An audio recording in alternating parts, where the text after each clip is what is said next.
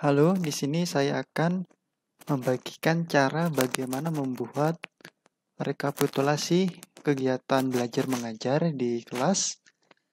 Nah, di sini sudah saya buatkan tabel di dalam Excel seperti ini, di mana nanti di dalam tabel ini kita bisa merekapitulasi baik itu kehadiran siswa ataupun mahasiswa di kelas, serta nilai tugas, kuis, serta UTS, UAS yang nantinya mempermudah uh, dosen atau guru untuk merekapitulasi untuk penentuan nilai di akhir semester.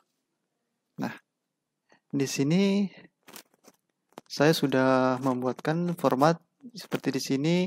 Saya sudah memberikan judul daftar hadir dan nilai semester.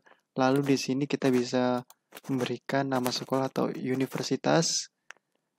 Sebagai contoh, misal nama sekolah universitas, misal Harapan Kita. Nah, di sini semester ganjil diisi tahun perkuliahan atau sekolah yang sedang berjalan saat ini. Dan di sini juga saya tampilkan program studi. Nanti diisi program studi apa? Misalnya untuk jurusan teknik informatika. Lalu kelasnya bisa diisi mungkin 2A. Mata kuliah tentang sistem informasi geografis.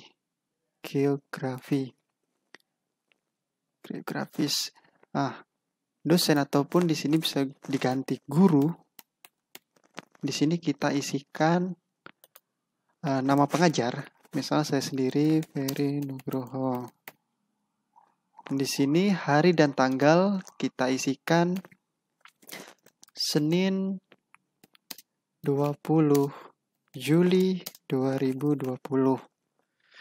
Setelah itu untuk tabel rekapitulasinya saya buat seperti ini. Ada nomor, NPM, NPM atau NIM nanti bisa diganti. Nah, mahasiswa atau siswa, ini kehadiran, jumlah kehadiran yang diberlakukan di sekolah ataupun di tempat universitas masing-masing. Di sini ada total di sini rekapitulasi dari hasil kehadiran siswa atau mahasiswa di kelas. Lalu di sini ada nilai di sini yaitu tugas dan tes harian. Misalnya di tugas pertama ini tugas kelompok, mungkin tugas pribadi, nanti ada kuis. Ini kebijakan dari masing-masing pengajar nanti. Misal ada tambahan bisa ditambahin lagi sampai berapa tugas. Lalu di sini rata-rata yaitu akumulasi dari tes atau tugas atau kuis dari pertama sampai terakhir. Lalu di sini ada nilai ujian tengah semester. Lalu ada ujian akhir semester. Di sini rata-rata, yaitu rata-rata di mana rata-rata ini menjumlahkan dari UTS, UAS, nilai rata-rata tugas harian, lalu kehadiran. Di sini angka mutu yaitu nanti angka pasti dari nilai rata-rata ini, lalu huruf mutu di sini yaitu misal di angka 80 sampai 90 itu angka mutunya B. Itu. Caranya bagaimana? Kita misal rumusnya, kita langsung ke rumusnya saja. Misal di sini NPM 1 2 3 XX nama mahasiswa Aris. Nah, di sini untuk total rekapitulasi kita gunakan rumus sum, kita penjumlahan, kita tarik dari angka 1 sampai pertemuan 16. Nah, nanti setiap angka 1 dia akan bertambah. Kita harus isi 1, Apabila dia tidak hadir, kita bisa isi 0, 1, bisa seperti ini, dan seterusnya. Nah, di sini kita bisa berapa kali siswa atau mahasiswa itu hadir di dalam kelas kita. Lalu nilai tes, untuk nilai rata-rata rumusnya kita menggunakan nilai rata-rata L per S. Di sini penjumlahan dari pertemuan pertama, mungkin tugas 1, 2, 3, dan 4, di drag langsung di sini. Nah, mungkin di tes pertama mahasiswa dapat 80, siswa di tugas kedua 70, di tugas ketiga dapat 75, itu pun 60 tugas terakhir. Nah, nilai rata-ratanya 71,25. Nanti untuk OTS-nya kita tidak menggunakan rumus, tetapi kita harus mengisi pasti, soalnya ini kan inputan. Misal di UTS si Aris ini mendapatkan nilai 80. Lalu di UAS mendapatkan nilai 85. Nah, bagaimana rumus rata-ratanya? Kita gunakan sama dengan misal untuk penilaian di kehadiran. Sebentar. Misal kriteria penilaian. Kriteria penilaian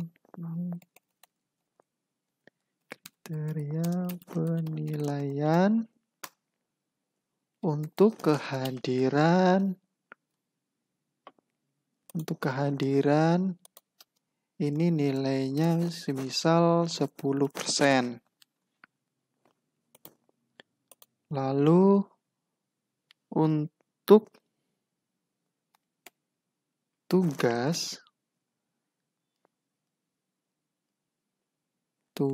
ini misalnya kita beri nilai 30%. 30% UTS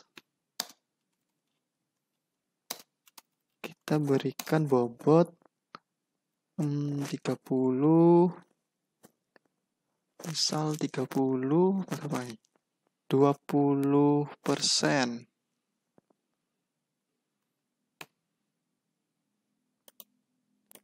UAS kita beri bobot 40%.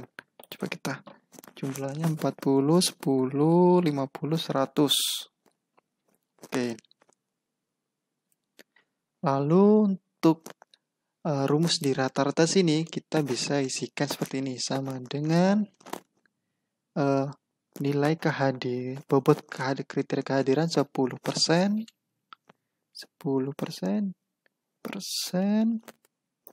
lalu dikali, ini bintang rumusnya, T15. T sini totalnya T15, lalu dijumlah untuk tugas 30% berarti 30%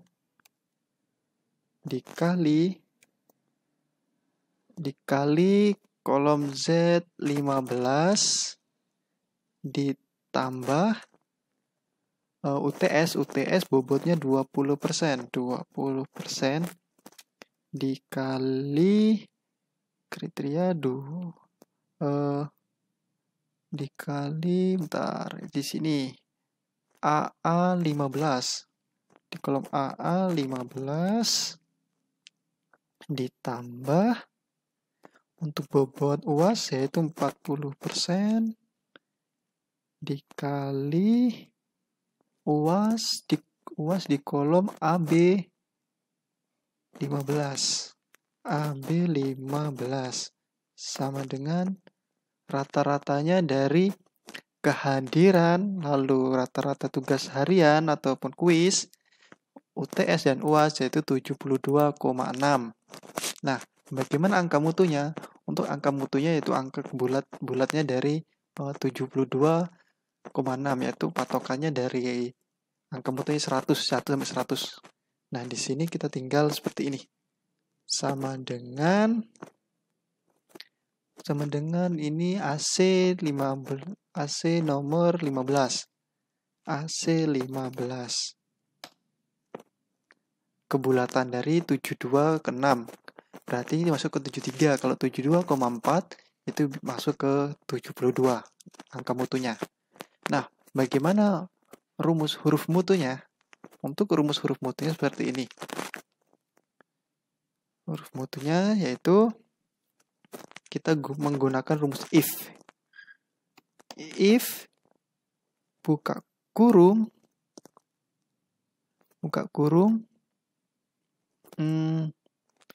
kita nilai rata-rata di sini.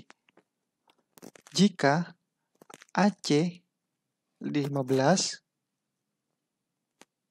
AC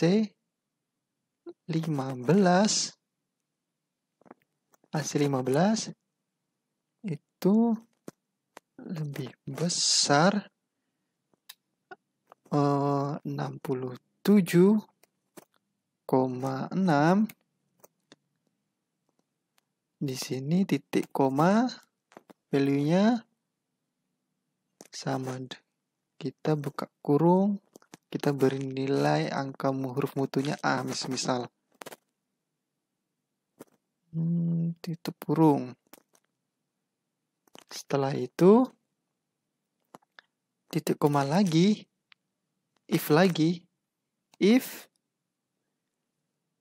buka kurung,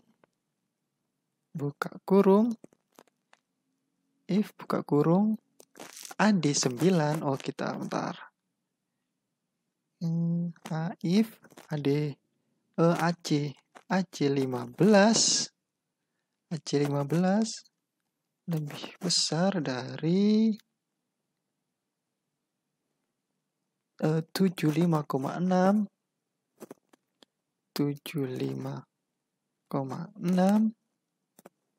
titik koma, kita berikan amin, misalnya amin titik koma, lalu titik koma lagi, if kita beri if lagi,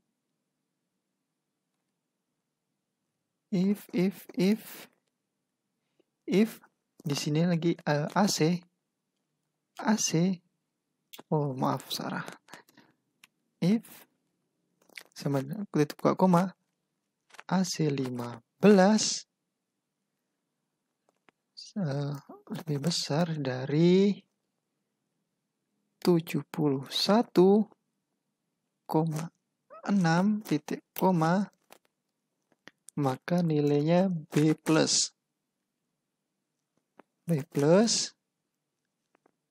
Titik koma lagi, if buka kurung hasil 15 lebih besar dari 67,6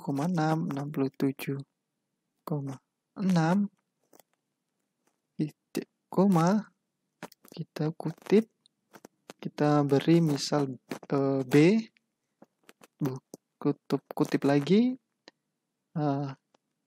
titik koma lagi. Nah, ini rumus if kita bisa melihat seperti ini, value if true, value if false.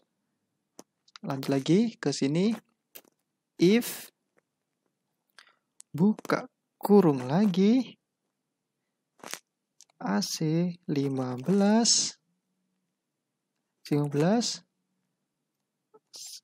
lebih besar dari 63, misal 63,6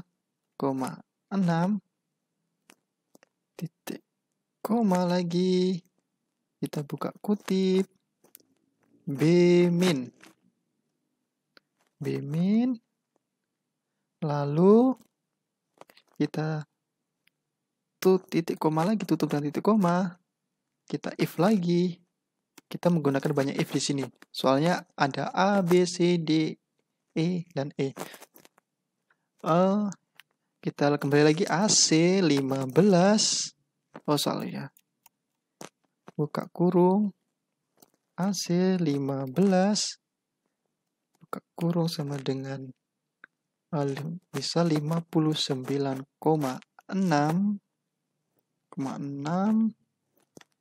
titik koma, kita kutip, itu mendapatkan C plus titik koma, buka lagi titik koma, kita beri lagi if, buka kurung, AC 15 lebih besar dari 55,6,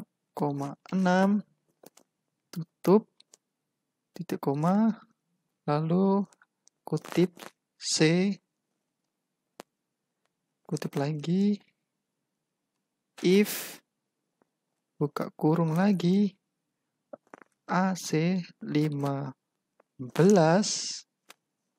lebih besar dari, oh maaf, di sini habis C berarti D, berarti lebih kecil ya, lebih kecil, oh lebih kecil berarti oke. Lebih besar dulu ya, CD lebih besar dari 40,6